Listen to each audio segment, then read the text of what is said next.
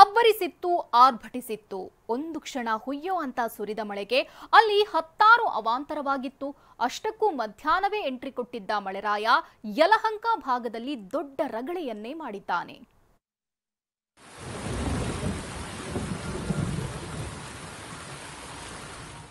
ಮನೆ ಮನೆಗೂ ನೀರು, ರಸ್ತೆಯಲ್ಲೇ ಕಾಲುವೆಯಂತ ದೃಶ್ಯ, ದೇಗುಲಕ್ಕೂ ಹೊಕ್ಕ ಮಳೆ ನೀರು. ಇಂದು ಮಧ್ಯಾಹ್ನವೇ ಎಂಟ್ರಿ ಕೊಟ್ಟಿದ್ದ ಮಳೆರಾಯ ಅಬ್ಬರಿಸಿ ಬೊಬ್ಬಿರಿದಿದ್ದಾನೆ. ಮಠಮಠ ಮಧ್ಯಾಹ್ನವೇ ಅಬ್ಬರಿಸಿದ ಮಳೆ. ಯಲಹಂಕದಲ್ಲಿ ಭಾರೀ ಮಳೆ, ಹತ್ತಾರು ರಗಳೆ. ರಾಜ್ಯದಲ್ಲಿ ಮುಂಗಾರು ಮತ್ತೆ ಚುರುಕಾಗಿದ್ದು, ಮೊನ್ನೆಯಿಂದ ಬೆಂಗಳೂರಿನಲ್ಲಿ ಮಳೆಯಾಗ್ತಿದೆ. ಅದರಲ್ಲೂ ಇಂದು ಮಧ್ಯಾಹ್ನ ಸುರಿದ ಮಳೆ ಯಲಹಂಕ ಭಾಗದಲ್ಲಿ ಹತ್ತಾರು ಅವಾಂತರ ಸೃಷ್ಟಿಸಿತ್ತು. ಯಲಹಂಕ, ದೇವನಹಳ್ಳಿ ಸುತ್ತಮುತ್ತ ಧಾರಾಕಾರ ಮಳೆ ಆಗಿದ್ದರಿಂದ ಅಟ್ಟೂರು ಬಡಾವಣೆ ಮತ್ತು ದೇವನಹಳ್ಳಿಯ ಬಜಾರ್ ರಸ್ತೆಯಲ್ಲಿ ನದಿಯಂತೆ ನೀರು ಹರಿದಿತ್ತು. ಚರಂಡಿ ನೀರು ಮನೆಗಳಿಗೂ ನುಗ್ಗಿತ್ತು.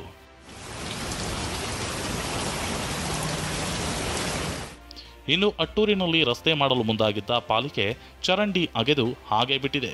ಈ ಅರೆಬೆರೆ ಕಾಮಗಾರಿಯಿಂದಲೇ ಇಲ್ಲಿ ಅವಾಂತರ ಆಗಿದೆ.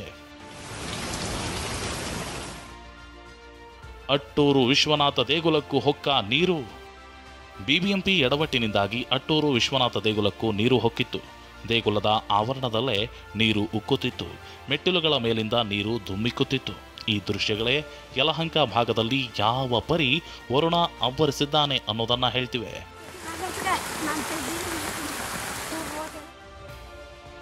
ಅಂಡರ್ ಪಾಸ್, ಸ್ಕೈ ವಾಕ್ಗಳ ಕೆಳಗೆ ಜನ ಆಶ್ರಯ. ಇಂದು ಸಾರಿಗೆ ಬಸ್ಗಳು ಬಂದಿದ್ದರಿಂದ ಎಲ್ಲರೂ ಬೈಕ್ ತೆಗೆದುಕೊಂಡೇ ರಸ್ತೆಗೆ ಇಳಿದಿದ್ರು. ಆದರೆ ಮಧ್ಯಾಹ್ನ ದಿಢೀರಂತ ಮಳೆ ಸುರಿಯುತ್ತಿದ್ದಂತೆ ಸವಾರರು, ಪಾದಚಾರಿಗಳು ಪರದಾಡಿದ್ರು. ಅಲ್ಲಲ್ಲಿ ಸ್ಕೈವಾಕ್ಗಳ ಕೆಳಗೆ ಆಶ್ರಯ ಪಡೆದು ನಿಂತಿದ್ರು. Richmond town, Shantinagar, Wilson garden, Majestic ಸೇರಿದಂತೆ ಎಲ್ಲಾ ಕಡೆ ಪರದಾಟದ ದೃಶ್ಯ ಕಂಡಿತ್ತು. ಬೆಂಗಳೂರಿನಲ್ಲಿ ಭಾರೀ ಮಳೆ ಮುನ್ಸೂಚನೆ. ಮಧ್ಯಾಹ್ನದ ಜೋರು ಮಳೆ ನಡುವೆಯೇ ಬೆಂಗಳೂರಿನಲ್ಲಿ ಭಾರೀ ಮಳೆ ಆಗಲಿದೆ ಅಂತ ಹವಾಮಾನ ಇಲಾಖೆ ಮುನ್ಸೂಚನೆ ನೀಡಿದೆ.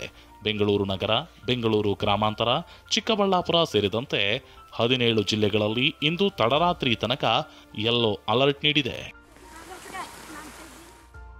Bureau report, TV9.